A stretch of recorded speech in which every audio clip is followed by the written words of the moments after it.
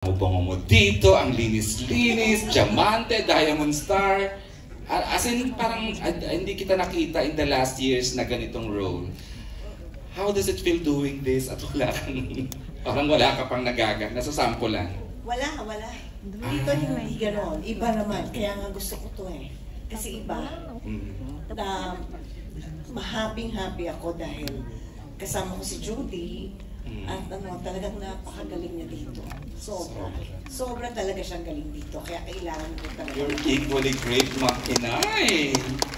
Iyak nang iyak yung last 20 minutes sa pagpasok. Yung napaka-hopeful ng character mo. Yun, people were saying na, there's hope for Jasmine. Parang, di ba, parang nung dumating ka, parang, tapos it turned out na nasa in the making pala yung backstory mo. Meron palang ibang may motive pala tong si Inay, yung character niya, si Aster. Pwede bang ulitin for the benefit of those na naandito na, yung backstory lang na without oversharing, yung backstory ni Aster? Meron kasi siyang anak. So nakita niya yung kay Jody.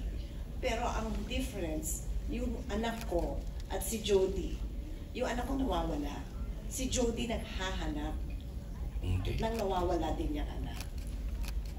Kaya parang nakita ko sa kanya si Marigold. Okay. Naku, hanggang doon na, baka mapagalitan ako. Kaya nga. Sabi ko, ng mga direktor nakatingin na sa akin. Andrew, go ahead. Okay, down to our last 3 questions.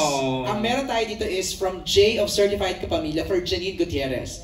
Mabulaklak ang pangalan ng teleserye, kaya ito ang question ko for you, sabi dito. Kung isang bulaklak ang kalagayan ng puso mo ngayon, anong flower ito at bakit?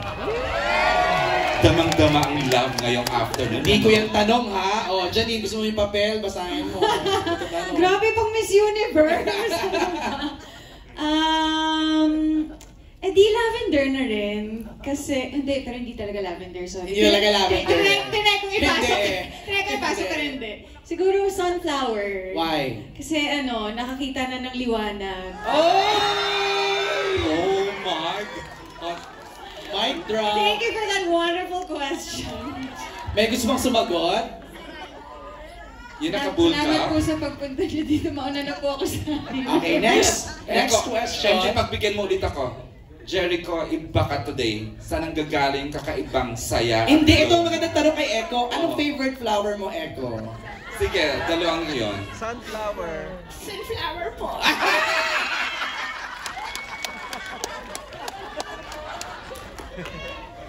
Kasi po gusto ko siya sininarin.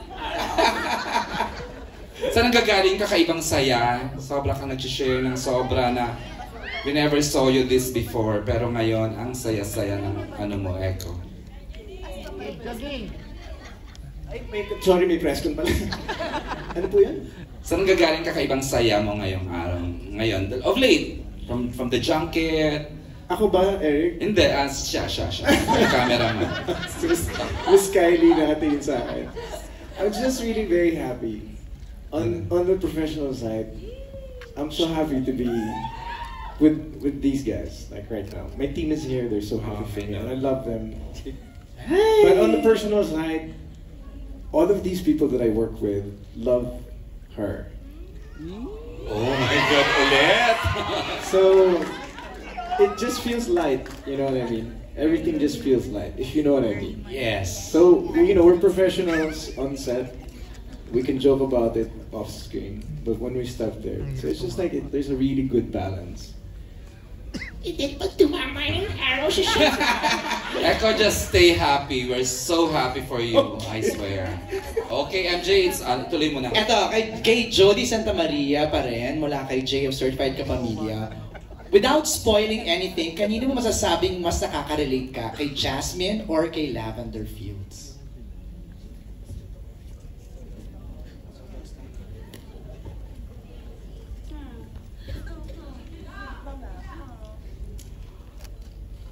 Pareho kasi sila eh. Yung kay Jasmine kasi yung pagiging positibo niya sa buhay. Siya yung tipong karakter na parang walang masamang tinapay sa kanya. Kung makikita mo siya doon sa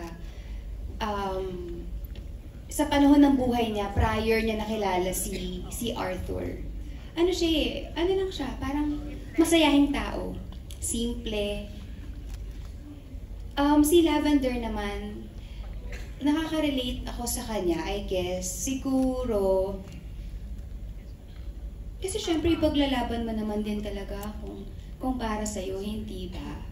I think, hindi lang ako pero yung audience, pag napanood nila si Jasmine or si Lavender, I'm sure mahahanap nila yung sarili nila sa kanilang parehong character or makaka-relate sila.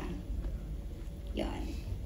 Alright. And that's it, Kuya EJ. Yun na yung mga questions. Actually, we can entertain 2 more. Hindi kompleto ang press con without a question from Alwin Ignacio. Is Alwin here still? Alwin is here. Before, for the last question, si Franza Horda.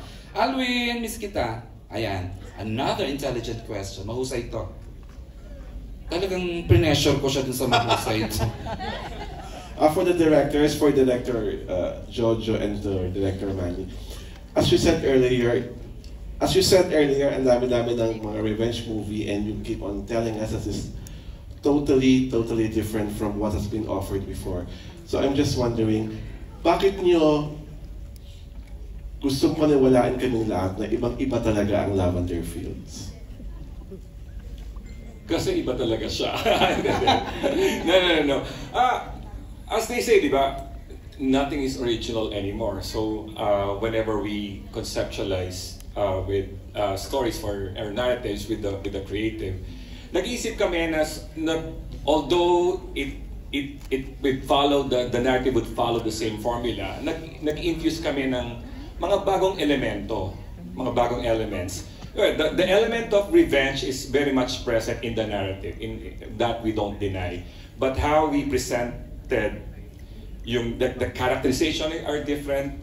All these characters are gray, no one is white. Even yung mga like Janine, no? She's playing a very negative role here. Pero maintindihan mo why she's going through that